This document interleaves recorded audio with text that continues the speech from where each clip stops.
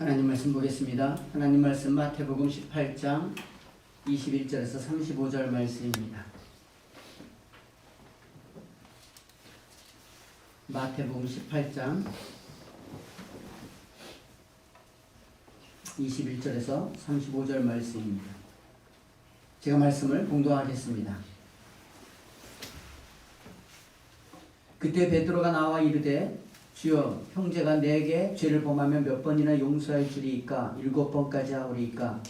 예수께서 이르시되 내게 이르노니 7번뿐 아니라 7번을 70번까지라도 할지니라. 그러므로 천국은 그 종들과 결산하려 하던 어떤 임금과 같으니 결산할 때에 10,000달란트 빚진 자 하나를 데려오매 갚은 것이 없는지라. 주인이 명하여 그 몸과 아내와 자식들과 모든 소유를 다 팔아 갚게 하라 하니 그 종이 엎드려 절하며 이르되 내게 참으소서 다 갚으리다 하거늘 그 종의 주인이 불쌍히 여겨 놓아 보내며 그 빚을 탕감하여 주었더니 그 종이 나가서 자기에게 100데나리온 빚진 동료 한 사람을 만나 붙들어 목을 잡고 이르되 빚을 갚으라 하매 그 동료가 엎드려 간구하여 이르되 나에게 참아 주소서 갚으리다 하되 허락하지 아니하고 이에 가서 그가 빚을 갚도록 옥에 가두거늘 그 동료들이 그것을 보고 몹시 딱하게 여겨 주인에게 가서 그 일을 다 알리니 이에 주인이 그를 불러다가 말하되 악한 종아, 내가 빌기에 내가 내 빚을 전부 탕감하여 주었거늘 내가 너를 불쌍히 여긴 것 같이 너도 내 동료를 불쌍히 여김이 마땅하지 아니하냐고 주인이 노하여 그 빚을 다 갚도록 그를 옥졸들에게 넘기니라. 너희가 각각 마음으로부터 형제를 용서하지 아니하면 나의 하늘 아버지께서도 너에게 이와 같이 하시리라. 아멘.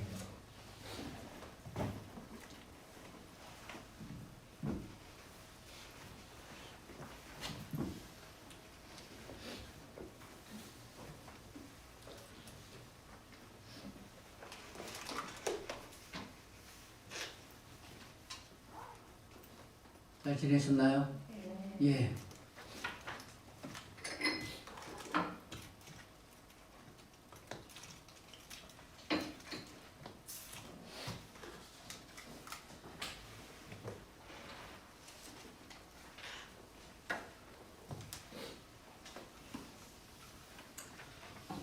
반갑습니다. 오늘 살펴볼 말씀 마태복음 18장 21절부터 35절 말씀 아주 적지 않은 그 내용은 그렇게 크지 않은데 그럼에도 불구하고 어쨌든 본문의 내용의 길이가 굉장히 깁니다. 사실 오늘 본문 말씀 뭐 우리가 아나요? 이 내용을 좀 아나요? 예. 그 설교학에서 이렇게 공부를 할 때 설교 우리가 잘 아는 본문을 잡아서 이렇게 설교를 한다는 거는 정말 쉽지 않대요. 이렇게 누구나 뭐라 할까요? 해석 가능하고 또 거기서 나오는 본문의 내용들이 어느 정도 추측이 되는 이런 본문들을 가지고 설교를 할 때 굉장히 어렵기 때문에 사실은 이런 본문들을 잘 인용은 좀 해와도 이 본문을 이렇게 직접 들어가 가지고 하지는 않는다는 거죠. 오히려 이거는 뭐 아이들도 알고 평신도도 알고 어쩌면 세상 사람들도 다 알기 때문에 뭐 오늘 내용은 뭐 그거겠지 이렇게 추측 가능하기 때문에 본문을 잡지 않는다고 해요. 그런데 이 본문을 가지고 예전에 저도 한 번도 이 본문을 인용은 해봤지만 이렇게 가져온 적은 없어요. 순서가 됐으니까 그냥 무조건 가는 겁니다. 그런데 이 본문을 가지고 아는 목사님이 한번 설교를 한 적이 있었어요. 그 뭐 진짜 추측 가능하잖아요. 또 목사님들은 뭐 때로는 설교를 하기도 하지만 또 어쩌다 한번 할 때는 굉장히 좀 어렵고 쉽지 않은 본문을 잡아서 이렇게 하기도 하고 그러기도 하는데 이 본문을 가지고 어떤 목사님이 설교를 하는데 너무 진지하게 너무 뻔한 내용을 생전 처음 한 것처럼 그렇게 설교를 하는데 나중에 계속 듣다가 빨려 들어가더라고요. 이건 있는 내용 그대로 그냥 막 다 하면서 하는데 그냥 이제 이거 참 그때 이렇게 들으면서 속으로 야 정말 뻔뻔스럽게 너무나 당연한 얘기를 생전 태어나서 처음 듣는 것처럼 조목조목 하는데 은혜를 엄청 받았어요. 그래서 내가 목사님 너무 은혜 많이 받았어요. 이렇게 고백했었던 그런 본문이에요. 그리고 우리가 잘 아는 본문이니까 아주 태어나서 처음 듣는 것처럼 아주 뻔뻔하면서도 추측 가능하지만 전혀 추측할 수 없는 본문처럼 한번 해보도록 하겠습니다. 예배 드릴 준비 됐나요? 하나님의 말씀을 듣기를 소망합니다. 이 본문 앞에 보면은 주님께서 그의 죽으심에 대해서 이야기하고 천국이라고 하는 것이 그의 죽으심으로 말미암아 일방적으로 얻어지는 것이며 그의 백성들이 어떻게 살아가야 되는가를 마치 신명기에서 얘기하는 것처럼 조목조목 이야기하고 있는데 하나님의 백성이 어떠해야 되느냐라고 하는 것을 주님이 가르쳐 주기 전에 18장 1절에 어떤 사람이 찾아와서 천국에서는 누가 큽니까? 이렇게 질문이 된 거예요. 누가 크냐? 그다음 높아지고 잘나고 싶잖아요. 누가 크냐라고 하는 것에 대해서 어린아이와 같아야 된다. 그러니까 반전이죠. 누가 크냐? 그럼 똑똑해야 된다. 돈을 많이 벌어야 된다. 영향력이 있어야 된다. 그러지 않고 천국엔 어린아이와 같아야 된다라고 해서 야, 천국에서 큰 사람은 주님을 계속 의존하는 사람이 되어야 되는 거구나라는 걸 우리가 이해하게 되었잖아요. 그리고 그 어린아이로 이렇게 대변되어지는 그 성도들의 어떤 행동들은 다른 사람을 실족하거나 업신여겨서는 당연히 안 된다는 거. 주님도 마찬가지로 마치 이 땅에 어린아이와 같이 온 것처럼.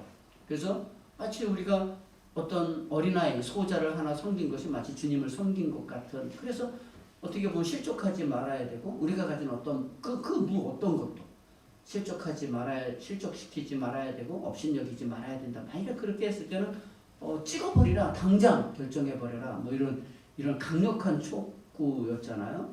그리고 혹시 지난주에 설교를 가지고 온다면 혹시 형제들 가운데 죄를 범했을 때는 어떻게 해야 되는가? 내가 잘못했을 때는 아주 단호한 결정을 해야 되지만 만일에 형제가 범죄한 것, 이 범죄한 것은 정말 치명적인 것이 아닌 인생을 살다 보니까 실수하게 되는 그의 무지와 연약함과 게으름으로 말미암아 그가 범죄한 어떤 일들이 있었을 때는 어떻게 해야 되는가라고 할 때 한 번 찾아가고 두 번 찾아가고 세 번 찾아가라고 하는 것까지 해서 징계까지 설명했잖아요. 근데 이게 징계에 관한 문제가 아니라 그랬으니까 난 3번 해서 난 징계했다. 아니면 증인이 2명 필요하니까 난 증인을 대서 나는 한다. 이렇게 얘기하는 것이 아니라 그 안에 하고자 하는 하나님의 나라에 누가 큰가라고 할 때 얼마나 용서가 반복적이어야 되는가를 밑바닥에 깔고 이야기하는 거다라는 측면에서 두세 사람이 내 이름으로 모인 곳에 내가 그들 중에 있겠다. 그런 결정을 할 때 있겠다. 그래서 기도하고 결정할 때 과연 이것이 정당한가? 용서와 사랑으로 가야 된다까지 이렇게 되어진 거잖아요. 예수님이 누가 크냐에 대한 설명을 쭉 하면서 여기까지 왔잖아요. 이 얘기를 이렇게 옆에서 듣던 베드로는 뭐 나서기를 좀 좋아하고 또 적극적이기도 하고 그 사람이 아니 무슨 또 일을 할 수 있겠어요. 뭐 가자 뭐 이렇게 항상 끌고 갔던 그런 사람인데 그때 이런 이야기를 막 들려질 때 딱 들었잖아요. 그때 환경이 딱 바뀌는 거죠. 21절에 그때 베드로가 나와 이르되 주여 형제가 내게 죄를 범하면 몇 번이나 용서해 주리이까? 7번까지 하오리이까? 이거죠. 혹시 제게 범죄하면은 몇 번 할까요? 3번이요? 그러니까 아까 얘기했던 그 3번이요?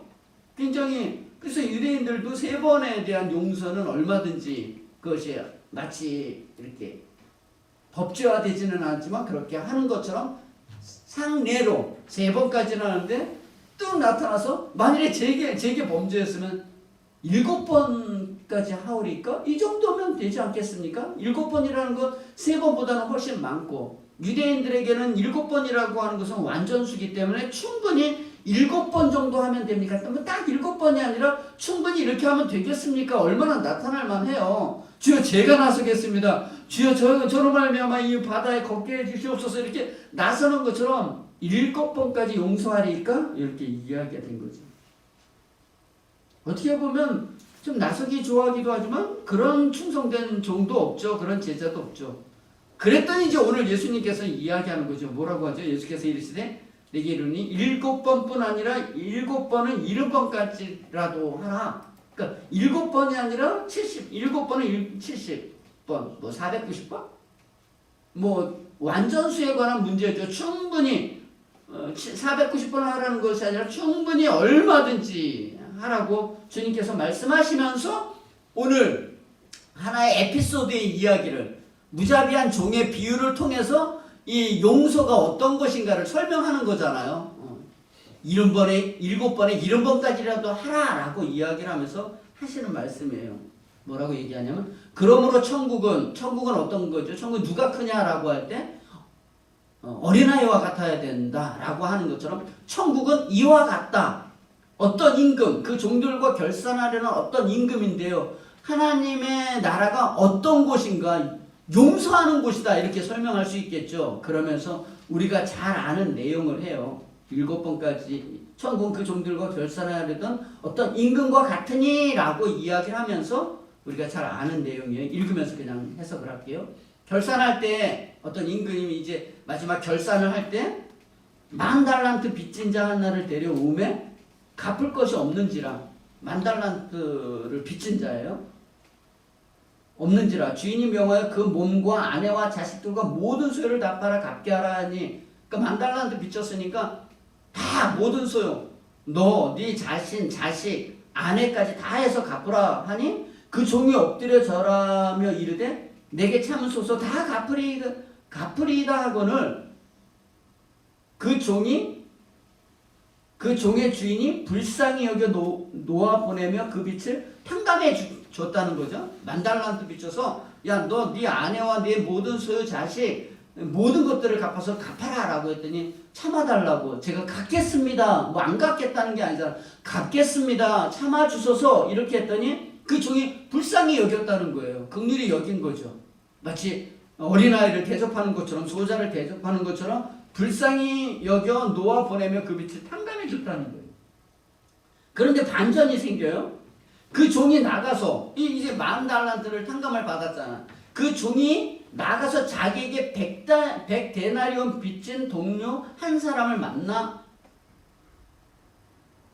자기는 10,000달란트를 빚짐에 대한 탕감을 받았는데 100데나리온을 자기에게 빚진 자를 만나. 여기 성경에 보면 붙들어 목을 잡고 이르렀다는 거예요. 굉장히 은혜를 많이 받았는데 자기는 조금 그거에 비하면 조금인 사람을 그냥 보자마자 붙들어 목을 잡고 이르되 빚을 갚으라 하매 이렇게 굉장히 공격적으로 한 거죠. 그랬더니 그 동료가 똑같아요. 자기하고 똑같아요. 앞에 있는 것. 그 종이 엎드려 절하며 이르되 내게 참으소서 이렇게 얘기한 것처럼 그 100데나리온 빚진 자도 그 동료가 엎드려 간구하여 이르되 나에게 참아주소서 갚으리다. 자기가 한 이야기를 똑같이 한 거죠. 갚으리다 하되 그러면 아까 그 주인처럼 똑같이 불쌍히 여겨 놓아줘야 되는데 그렇게 하지 않고요. 이 탕감받은 사람은 허락하지 아니하고 이에 가서 그 빚을 갚도록 옥에 가뒀다는 거예요. 참으소서 내가 갚으리다 할 때 불쌍히 여겨서 탕감을 받았는데 자기는 붙들어 목을 메고 오히려 갚는다라고 이야기하는데 오히려 옥에 가뒀다 이렇게 된 거죠. 그래서 그 사건을 본 이 동료들 가만히 보면 다 동료예요. 옛날엔 동관이라고 하는데 같은 사역을 하는 같은 곳에서 일을 하는 동료들이에요. 남이 아니에요. 이방 나라 사람이 아니라 같은 곳에서 일하는 그 동료들이 그 행동을 보고 31절에 그 동료들이 그것을 보고 몹시 딱하게 여겼다는 거죠. 이게 되게 중요한데 몹시 딱하게 여겼다라고 이야기하는 거 안 됐다가 아니라 그렇게 당하는 것이 내가 당하는 것이다 이렇게 그렇게 내가 여겼다는 거죠. 마치 나에게 공격하는 것 같은 그렇게 몹시 딱하게 여겨 주인에게 가서 그 일을 다 알리니 이에 주인이 그를 불러다가 말하되 악한 종아 내가 빌기에 내가 내 빚을 전부 탕감하여 주었거늘 내가 너를 불쌍히 여긴 같이 너도 내 동료를 불쌍히 여김에 마땅하지 아니하냐 하고 주인이 놓아야 그 빚을 다 갚도록 그를 옥졸들에게 넘겼다 이렇게 된 사건이죠. 첫 번째 이 내용을 통해서 살펴보려고 하는 것은 내가 너를 불쌍히 여긴 것 같이 너도 내 동료를 불쌍히 여김이 마땅하지 않으냐 이거죠. 33절 말씀 주님이 여기 천국의 임금이 얘기한 것처럼 내가 너를 불쌍히 여긴 것 같이 너도 내 동료를 불쌍히 여김이 마땅하지 않느냐. 만 달란트 빚진 자에 대한 것에 대한 탕감을 해줬다면 너에게 탕감 받아야 될 그 100데나리온을 네가 불쌍히 여기는 것이 마땅하지 아니하냐?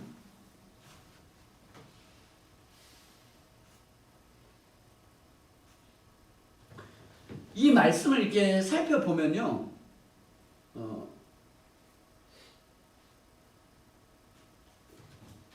요 내용을 우리는 조금 아나요? 이게 이제 만 달란트하고 100데나리온을 빚진 자에 대한 공격이었잖아요. 만 달란트 빚진 거는 그냥 은혜로 내가 이렇게 탕감을 받았고요. 요 만 달란트하고 요 100데나리온을 좀 설명을 좀 해야 되는데 1달란트가 아니라 만 달란트예요? 그러면 1달란트가 6천 데나리온이라는 거예요. 우리는 숫자를 좀 계산해야 그게 크구나, 뭐 사랑 많이 받았구나 아는 것처럼 1달란트가 6천 데나리온이에요. 아까 몇 빚졌다 그랬어요? 두 번째 사람은요? 얘기 좀 해주세요. 100데나리온이죠. 100데나리온인데 1달란트가 6천 데나리온이라고요. 그러면 1만 달란트면은 어떻게 되는 거예요? 60만 데나리온이 되는 건가요? 그럼 맞죠? 그러면 100데나리온이면은 한 100일이니까 3개월치 정도잖아요.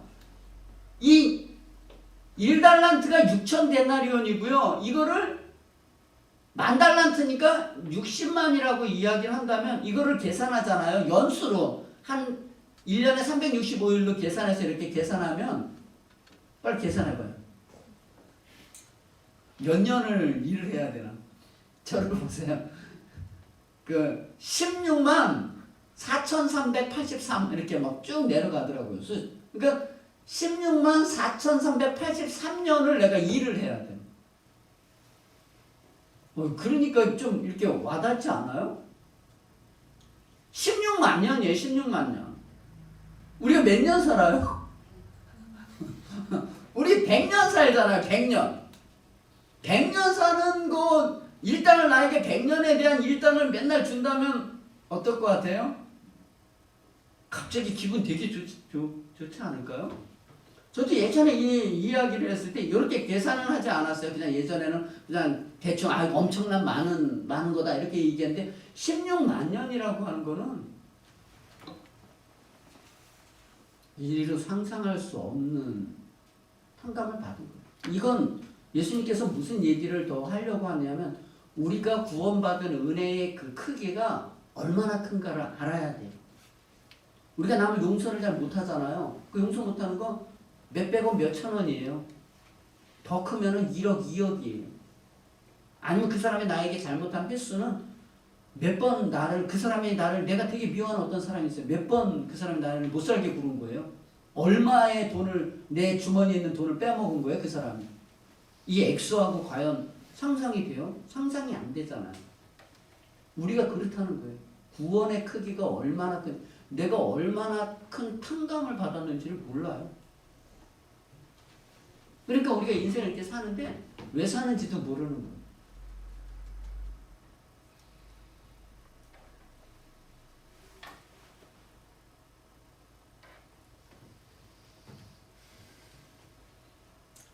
예전에도 말씀을 드렸겠지만 처음에 예수님을 알고 구원을 얻었다라고 하는 것은 영광이었어요. 그 영광은 성경을 딱 읽고 여러분 성경 요새 있잖아요. 이제 다 끝났잖아요. 그죠? 성경 읽으면서 무슨 생각해요?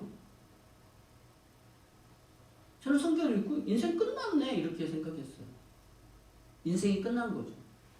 이 세상에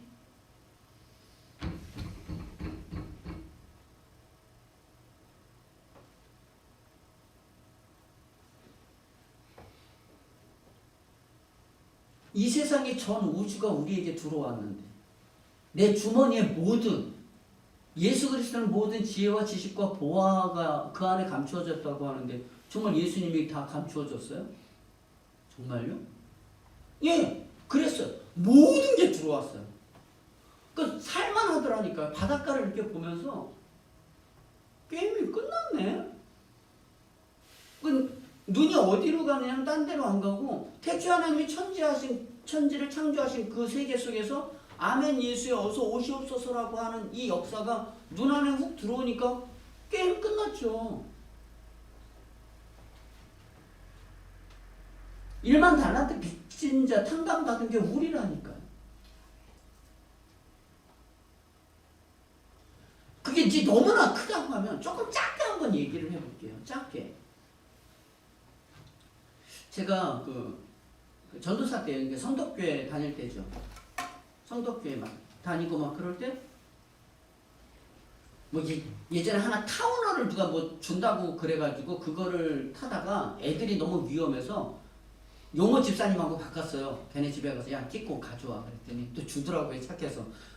왜? 그래서 애들이 위험해. 그래서 이제 걔 거를 주고 뺏어가지고 이거 티코를 타고 이제 집에 몰고 왔는데 그것도 잘 관리할 줄을 몰라가지고 그것도 또 금방 망가졌어요. 그래서 어떤 분이 막 또 다 폐차될 만한 거를 또 하나 줬어요.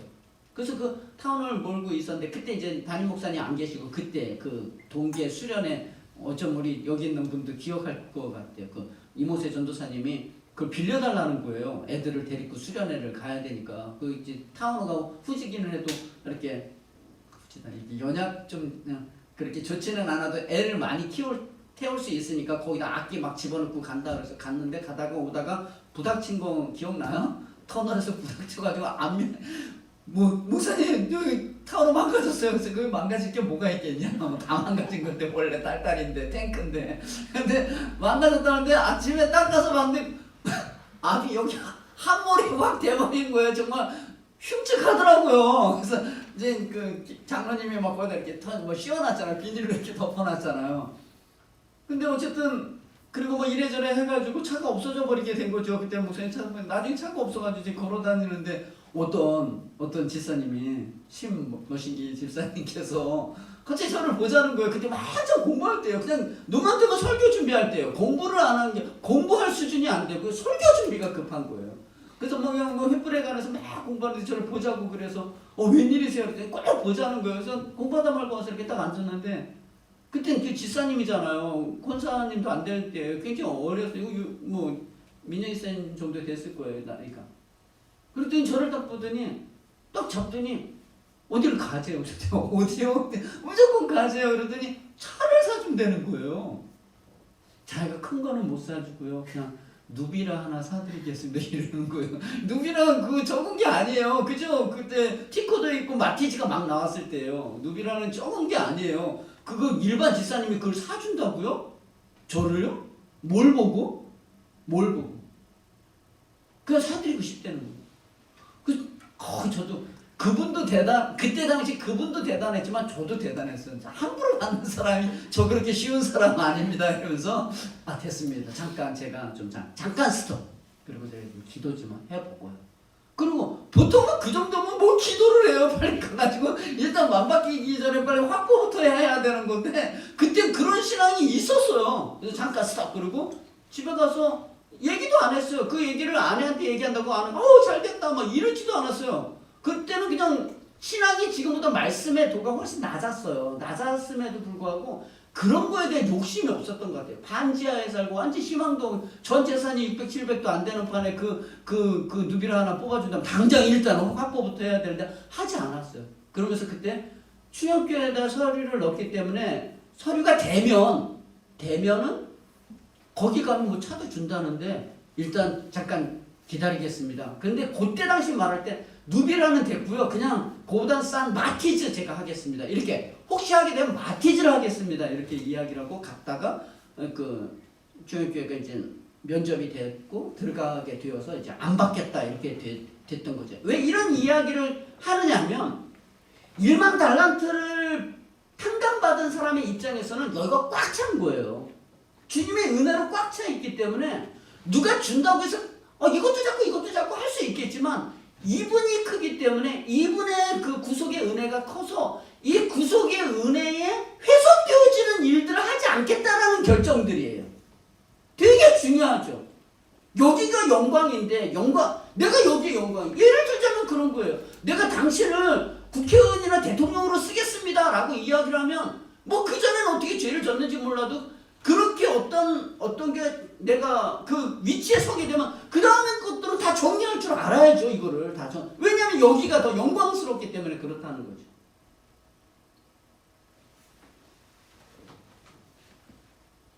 예수님의 구속이 너무나 크다는 거예요. 우리가 얼마나 많은 빚짐에 대한 탕감을 받았는가.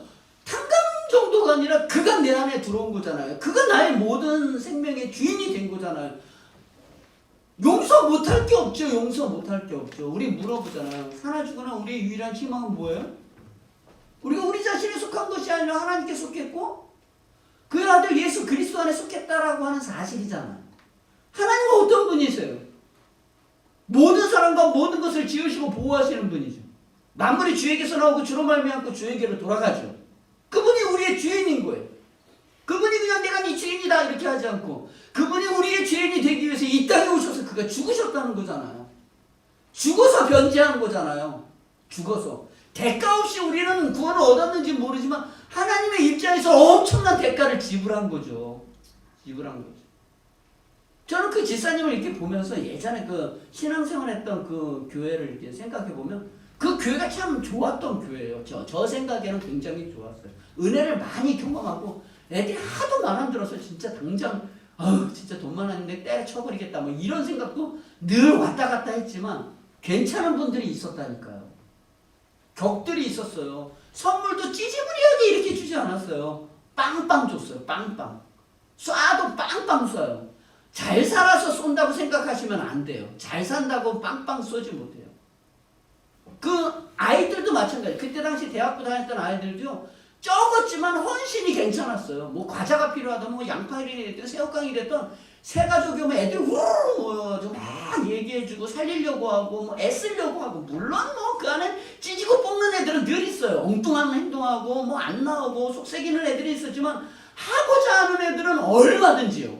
얼마든지. 뭐 전도사이기 때문에 설교가 그렇게 크지 않았음에도 불구하고 그를 이렇게 억셉하고 받아들이고 그걸 내 삶에 실천하려고 하고 또 교회가 그 학교로 가는데 집으로 가는데 골목에 딱 있었어요. 제가 나갈 때 한번 들어올 때 기도하는 사람 복 받는다 막 이러기도 했어요. 진짜 출근할 때 잠깐 가서 이 기도 왜 못해요?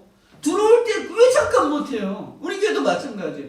얼마든지 오면 기도할 수 있잖아요. 예배도 일찍 올 때 올 수 있고 수요일도 할 수 있고 막 이렇게 할 수 있잖아요.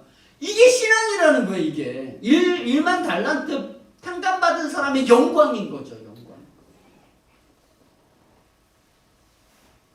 뭐 이걸 뭐라고 얘기하겠어요? 시편 121편을 여기는 없는데요. 제가 시편 121편을 그냥 다 아는 내용이잖아요. 내가 산을 향하여 눈을 들면 나의 도움이 어디서 올까? 천지를 지으신 여호와에게서 오죠. 믿으세요? 우리의 모든 도움이 어디에서 오냐면 천지를 지으신 하나님. 능력이 아니에요. 능력 이상이에요. 그분은 관여하시는 분이라고요. 천지를 지으신 여호와에게서라.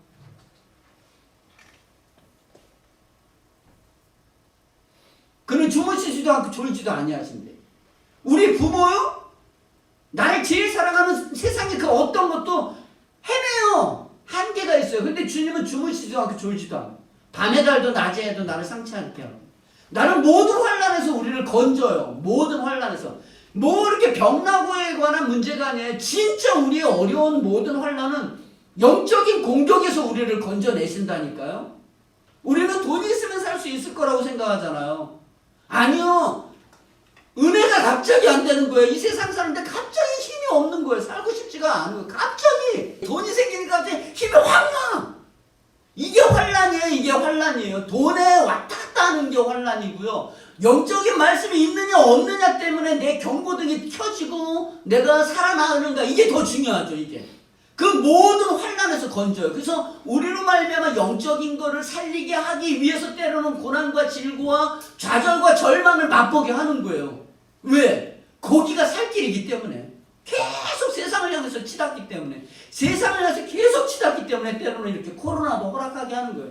과연 누가 하나님을 예배하는 자인가?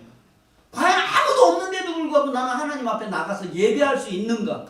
보이지 아니하시는 그 하나님, 그렇지만 살아계신 그 하나님을 나는 대면하며 예배를 준비하며 찬양을 하며 말씀을 묵상하며 그 말씀이 살아 역동력 있게 내 마음에 내가 받아들일 수 있는 존재인가? 이거죠. 뭐 선교사 땅끝에서 지금 지금 예배를 드리는 선교사님이라 할지라도, 내가 어떤 고난 속에 있다 할지라도 하나님은 과연 죽어 계신가? 아니죠. 살아 계시고 나를 1만 달란트의 탕감을 해준 그리스도의 보혈의 피로 나를 구원해 주신 하나님의 백성이라는 거죠. 그래서 로마서 3장 8장 32절 그 이하 말씀이 당연히 바울은 고백할 수밖에 없는 거예요. 우리 나오는 거 8장 뭐 다 아는 내용이잖아요. 한번 8장 32절 한번 읽어주시겠어요? 함께 공동합니다. 시작.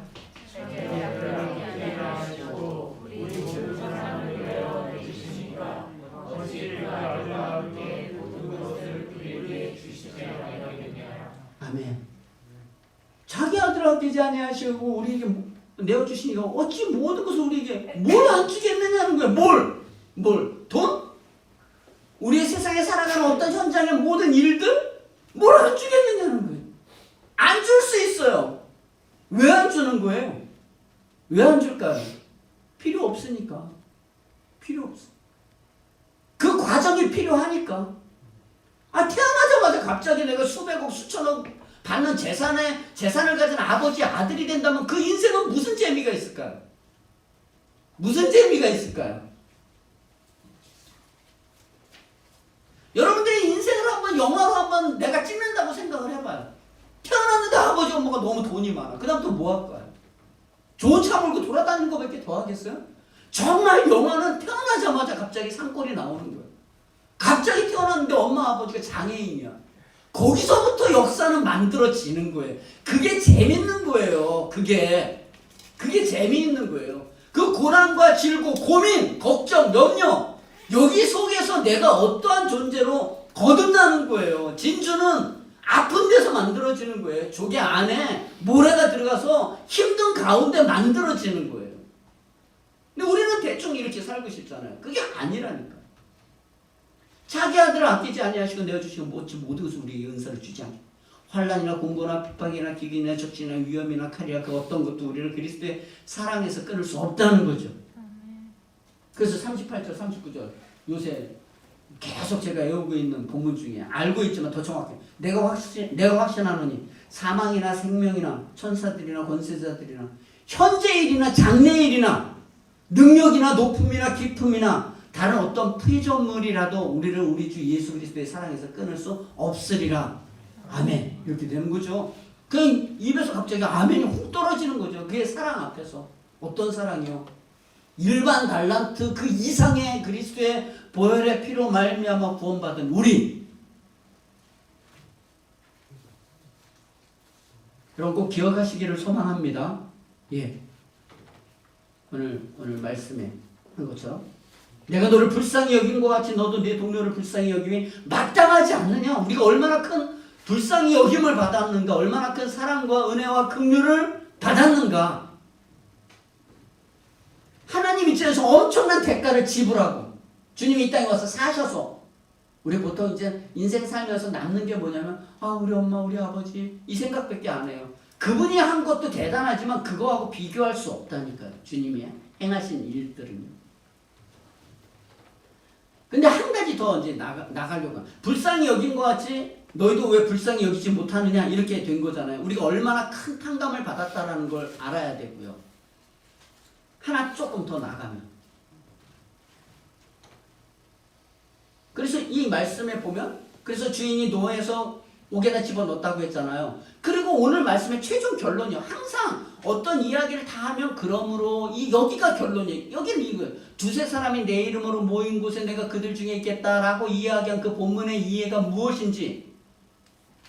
그죠? 지난주에 얘기한 거. 그리고 마태복음 7장에 가면 비판하지 말라고 이야기하고 기도하고 맨 나중에 그러므로 너희가 남에게 대접을 받고자 하거든 너희도 남을 대접하라. 이것이 율법이요 선지자다. 이렇게. 이것이 말씀이다. 이런 거잖아요. 이게 말씀에 진짜 하고 싶은 거다. 남에게 대접을 받고자 하는 대로 너도 남을 대접하라. 난 다른 사람한테 대접받기 싫어요. 그래서 난 대접하라. 이런 사람들이 있어요. 참 이 말씀을 보면서 해석 참 희한하게 한다. 전 대접 안 받을래요. 그러니까 난 대접 안 할 거예요. 이런 거잖아요. 그래서 어쩔 수 없어요. 그거는 또 본문을 잘 모르니까 그럴 수 있다 생각이 들고. 그러니까 그러므로가 되게 중요한데 오늘 본문이 쭉 이렇게 7번까지 하니까 이렇게 얘기했더니 7번 하라고 하고 하나의 에피소드 무자비한 종의 비유를 설명하면서 불쌍히 여긴 것이 불쌍히 여기라 우리가 얼마나 큰 사랑을 받았는가를 이해해야 되고요. 2번 마지막으로 넘기고 35절에 말씀하는 거잖아요. 오늘 말씀 너희가 각각 마음으로부터 형제를 용서하지 아니하면 나의 하늘의 아버지께서도 너희에게 이와 같이 하시리라. 핵심은 뭐죠? 각각 마음으로부터 내 형제를 용서하라는 거잖아요. 설교 제목도 마음으로부터 형제를 용서하지 아니하면 마음으로부터 각각 마음으로부터 형제를 용서하라 이거잖아요. 결국은 용서하라. 마음으로부터 형제를 용서한다는 게 되게 중요해요. 마음으로부터. 이 마음에 대한 이해를 잠깐 해볼게요.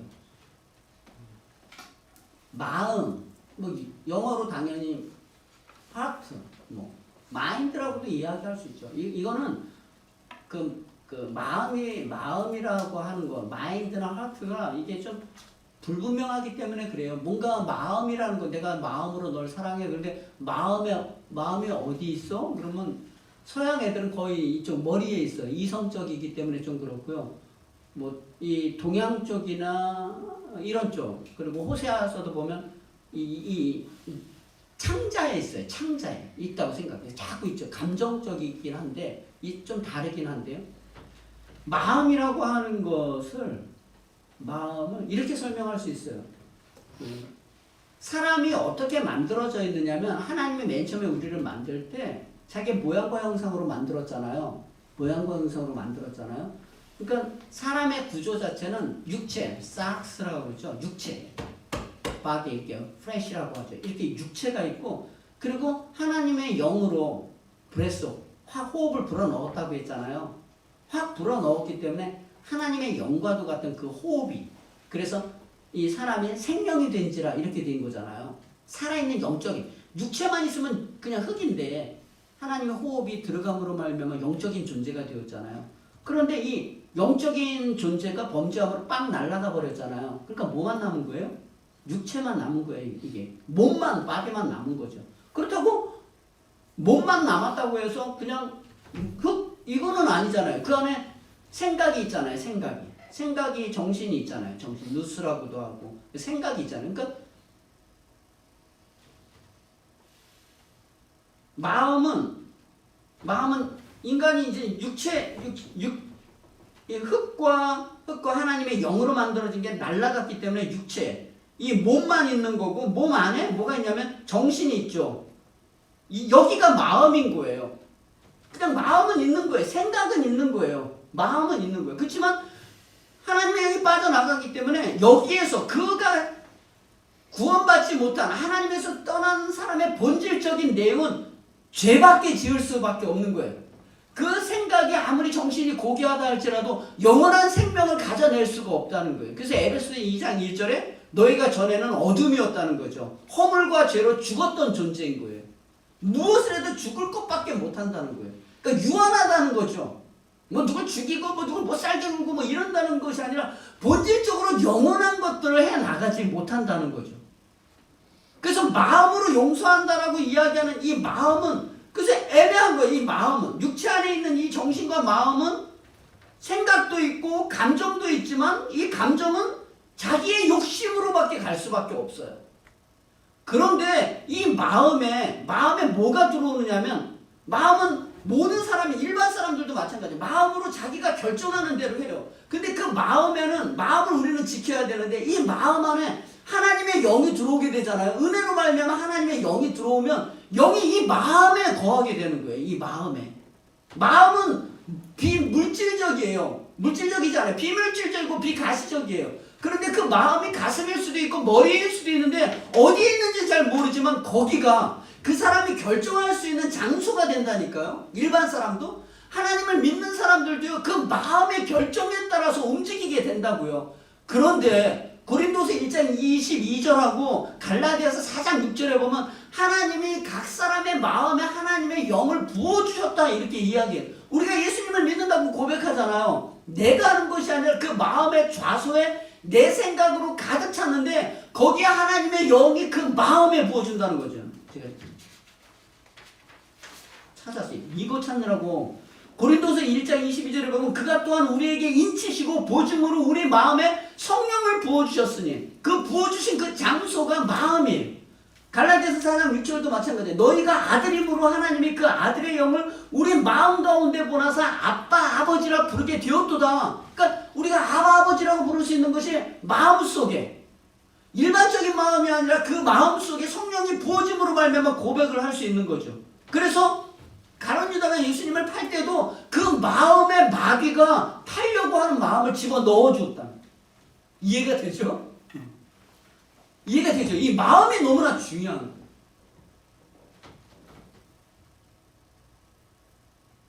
조금 더 가볼게요. 잠언 4장 4절 잠깐 갈게요. 잠언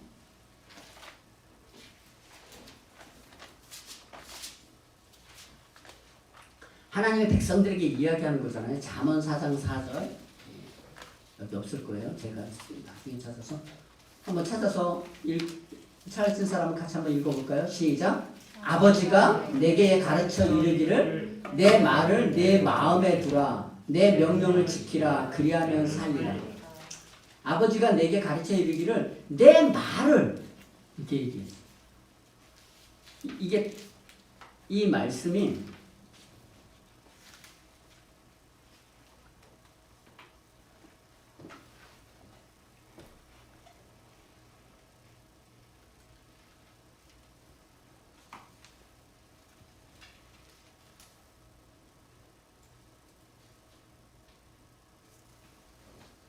제가 히브리어 잘 알지는 못하는데 여기서 내 말을이라고 할 때 제가 알기로 지금 기억하기로는 뭐 당연히 영어로는 로고스고 말씀인데요. 말이에요. 언약이에요. 다바르라고 하는데요. 언약이에요. 그러니까 이 말을 해석하면 내가 내게 가르쳐 이르기를 솔로몬이 얘기하는 거잖아. 이르기를 내 말. 이 말은 그냥 말이 아니라 내 말씀, 언약, 약속, 내 말을 내 마음에 두라는 거죠. 그러니까 우리 마음속에 뭘 둬야 되냐면 하나님의 언약의 말씀을 둬야 되는 거예요. 마음의 좌소 속에 말씀을 둬야 그 말씀에 우리를 하나님의 사람처럼 만들어 나간다는 거죠.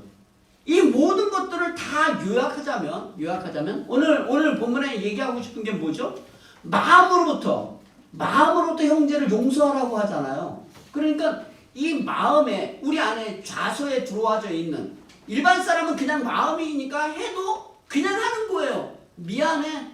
내가 너 용서해줄게. 이렇게밖에 되지 않는데 너희가 각각 너희 마음으로 형제를 용서하라고 하는 건 우리의 마음은 예수를 믿는 사람들의 마음속에 누가 있죠? 성령이 내주하고 있는 거잖아요. 성령이 내주하고 있는 그 마음으로 내가 용서를 하는 거예요. 되게 중요해요. 그냥 알았어. 미안해. 용서할게. 이게 아니라 내 안의 좌소, 내 마음의 좌소에 거하고 있는 성령의 은혜로 말미암아 그를 용서하는 거죠. 우리 신자들도요. 성령님이 우리 안에 내주하고 있지만 그냥 살 때 내 맘대로 살아요. 육신대로 살기가 너무나 편해요. 그래서 주님께서 그리스도께서 너희 마음에 계시게 해달라고 이야기를 하거든요.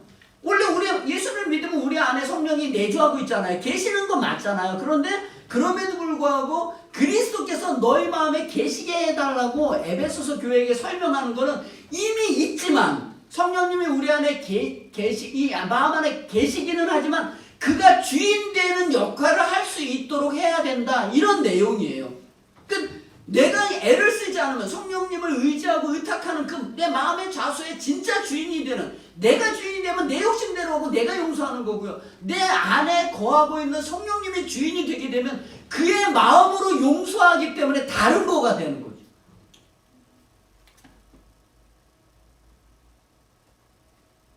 이거를 제일 잘한 사람이 있어서 제가 소개하려고 그래요. 창세기 50장 17절 말씀입니다. 여기를 이해하면 끝날 것 같아요. 창세기 50장.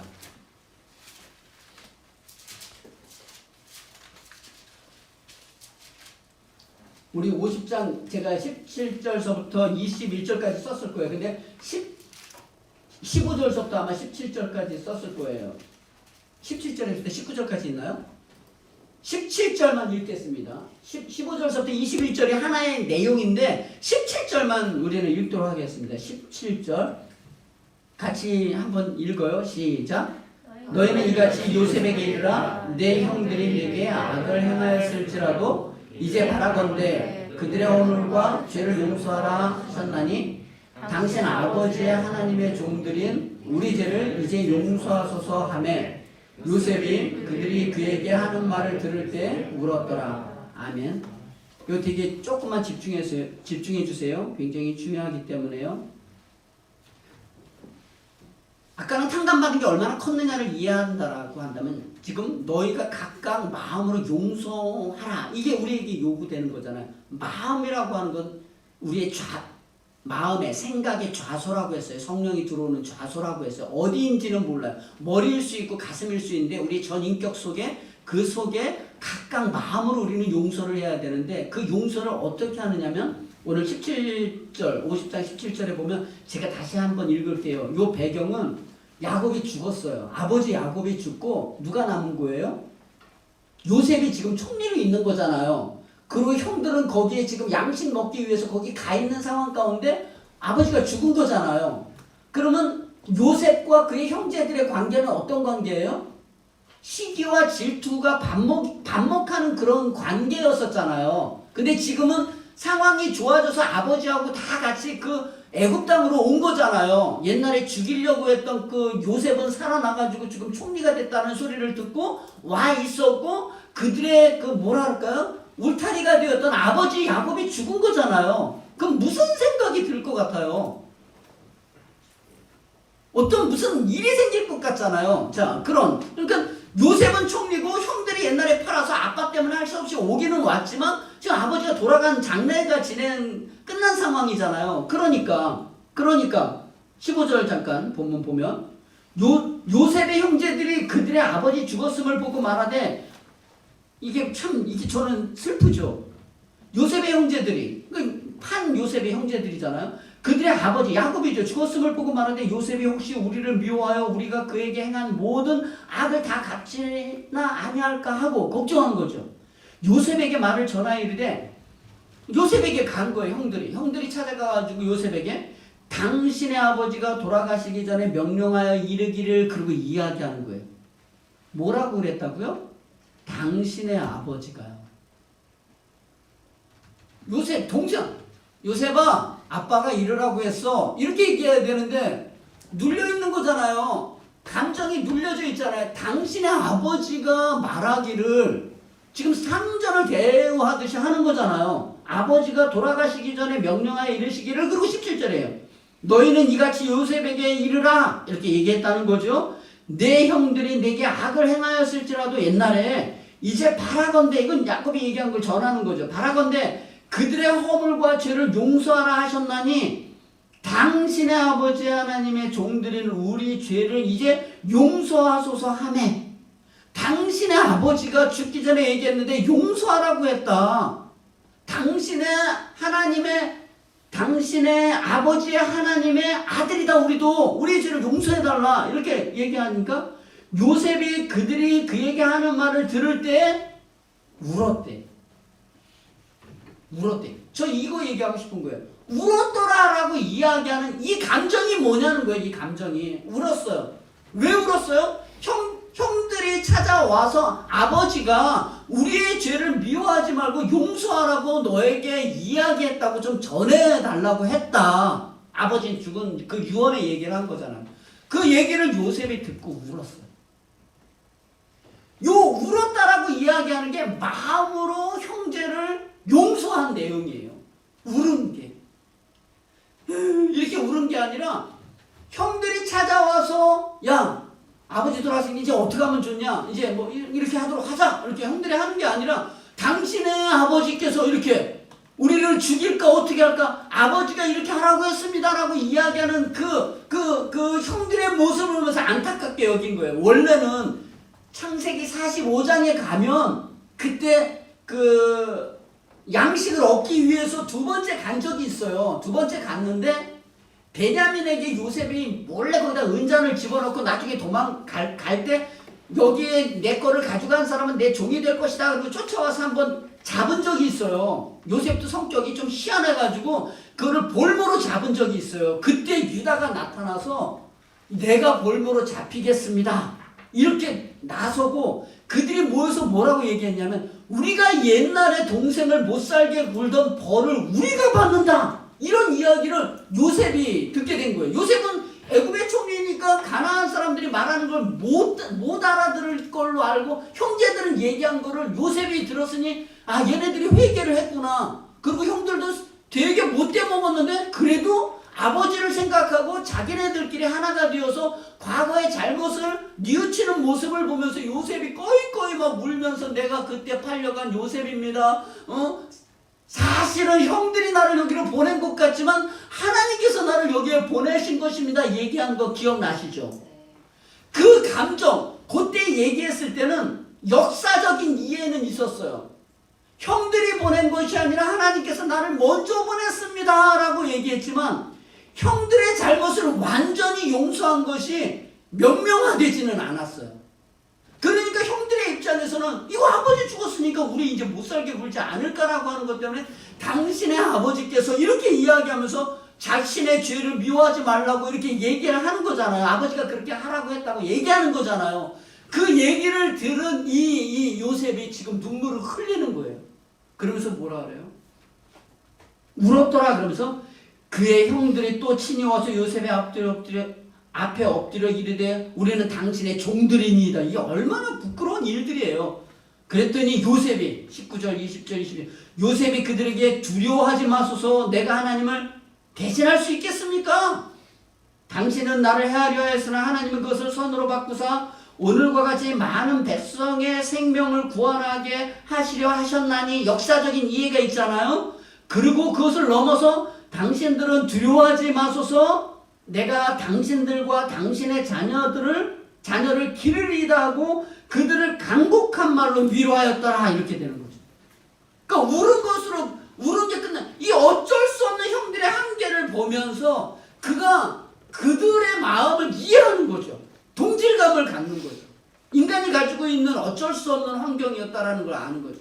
그들이 당신의 아버지가 이렇게 이야기할 때 예전에 요셉을 팔았잖아요. 요셉을 왜 팔게 되었어요? 꿈을 꿨다고 잘난 척을 했잖아요. 아버지의 사랑을 받아서 맨날 자기는 떼떼옷 입고 댕겼잖아요. 형들의 잘못을 고발하고 다녔잖아요. 그 모든 게 미웠던 거예요. 형들은 이 요셉이 너무나 미웠던 거예요. 왜냐하면 라헬의 아들이잖아요. 그러면 부인이 레아와 라헬이 있지만 비라와 실바도 있고 이렇게 첩도 있잖아요. 첩의 애들은 그렇다 치고 그래도 혈통적으로 보면 레아가 더 루벤 시몬이 더 우선인데 라헬의 아들로 걔만 사랑을 받으니까 이게 속상했던 거죠. 상처가 된 거죠. 그걸 옛날엔 철도 모르고 막 했는데 나중에 알고 보니까 형들의 그 마음속에 그 상처가 있었다라는 걸 인정하는 거죠. 인정. 물론 그 행동은 잘못됐지만 그럴 수밖에 없었던 그 형들의 그 마음을 인지하는 거죠. 그래서 울고 뭐라 그래요? 내가 당신들과 당신의 자녀들을 기르겠습니다 라고 얘기하면서 간곡한 말로 위로했다고 얘기하잖아요. 이게 각각 마음으로 내 형제를 용서하는 것에 대한 내용입니다. 여러분 용서를 내가 미안해 이렇게 하잖아요. 미안해. 그건 첫 번째는 입으로 하는 걸 수 있고요. 그냥 어쩔 수 없는 상황에서 내가 미안해. 이거는 입으로 할 수 있고요. 여기 끝까지 잘 들어주세요. 그리고 만일에 내가 진심으로 그렇게 내가 미안하다고 해도 각각 마음에 형제를 용서하는 요셉의 감정을 가지고 있는 저 사람들이 어쩔 수 없는 한계를 가지고 있다는 것을 완벽하게 인정하는 거죠. 그리고 그 형제를 용서한다라고 하는 거는 그냥 내가 용서해 줄게 이게 아니라 원래 그게 없었던 사건으로 도려내서 완전히 도려내서 옛날에 무슨 싸운 일이 있다면 그걸 완전히 도려내서 없었던 걸로 처음부터 출발하는 거를 각각 자기 형제의 범죄를 용서한다라고 하는 뜻이에요. 도려내지 않으면 그리고 내가 그 자리에 있어도 나는 더하면 더했지 덜하지는 않았겠다라고 하는 그 인지가 나에게 없으면 그 다음엔 어떻게 되죠? 용서는 자랑과 우월과 나중에 때 되면 올라오는 거예요. 내가 옛날에 그렇게 해줬잖아 이렇게 나오는 거예요. 그렇잖아. 이렇게 용서했다고 하고 잊어버렸다고 하고는 몇 년 전에 당신이 나한테 뭐 이랬잖아 그리고 그거는 죽을 때까지 올라오는 거예요. 죽을 때까지. 인간이 가질 수 있는 어쩔 수 없는 한계라는 거예요. 이걸 우리는 극복할 수는 없어요. 우리의 한계예요. 한계. 그런데 여기서 이야기하는 각각 내 형제가 범죄한 것을 용서하라고 이야기하는 그 내용은 범죄한 것을 마음으로 형제를 용서하라고 하는 것은 마음 그 자체에서 완벽하게 그 사람의 잘못을 내 것으로 여기고 도려내는 것으로 내가 하라 이렇게 요구하고 있는 거죠.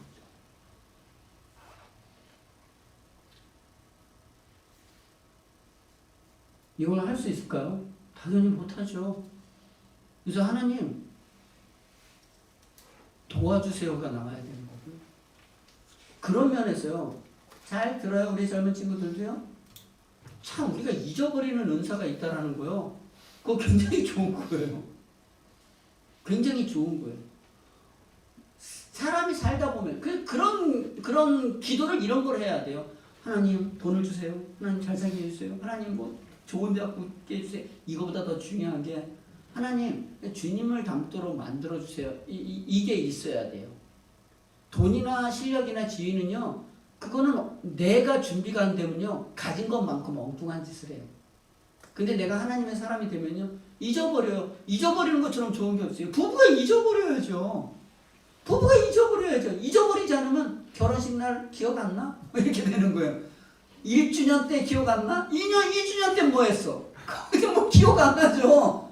그때 안 가져왔잖아. 그때 싸구려 갖다 줬잖아. 이렇게 얘기하면 야 진짜 복이 뭐가 복이에요? 기억을 잘하는 게 복이 아니에요. 영적이지 않은 모든 것들은 잊어버릴 수 있는 거예요. 잊어버리니까 사는 거예요. 잊어버리니까 다시 손잡고 나오는 거예요. 주님의 가장 큰 특징이 뭐예요? 우리가 회개를 하면 잊어버린대잖아요. 동에서에서 먼 것처럼 완전히 기억도 하지 않는데요. 아니 주님의 머리가 없어요? 생각이 없어요? 기억하지 않는데요. 기억하지 않는데요. 얼마나 좋아요 여러분들. 내가 잘못한 거 주님 할게 다 고하는 거예요. 뭐잖아. 사람은요 얘기하면요 그거 다 기억해내요. 다 기억하고 그 화나면 어쩜 그렇게 정신력도 좋은지 아무리 치매가 걸려도 옛날에 엉뚱한 짓 한 건 무조건 올라와요. 자, 그래 잘해준 건 다 잊어버리고 왜 그래요? 우리가 죄인이기 때문에 그래요. 그 각각 마음으로 용서하라고 이야기하는 건 주님이 우리만 하는 거예요. 우리 예수님을 아는 사람, 이 안에 성령이 내주하고 있는 사람만 할 수 있는 거예요. 본질적으로.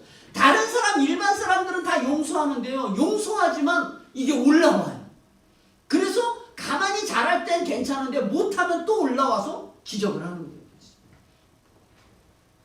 그것처럼 힘들까요? 그것처럼 힘들까요? 세상에 제일 힘든 게 돈이 없고 상황이 어려운 게 아니라 누구를 용서하지 못하는 거예요. 누구를 이해해 주지 못하는 거예요. 이게 나를 아침부터 저녁까지 이 머리에서 계속. 그게 만일에 남편이고 아내다. 아, 그건 지옥이죠, 지옥. 그게 가족 안에, 그게 교회 안에 있다. 그 지옥이죠. 그 지옥이죠. 하나님은 무한히 우리에게 은혜를 주고 얼마든지 하나님의 백성으로 살 수 있는 기회를 주는데 안 하는 거죠. 안 하는 거죠. 그러나 나는 할 수 없다. 이렇게 되는 거죠. 그 엉뚱한 짓 할 때는 그렇게 열심히 잘하면서 주님이 하라는 건 할 수 없다는 거죠. 참 그것도 독특하죠. 그래서 이렇게 얘기해요. 에베소 4장 32절 말씀에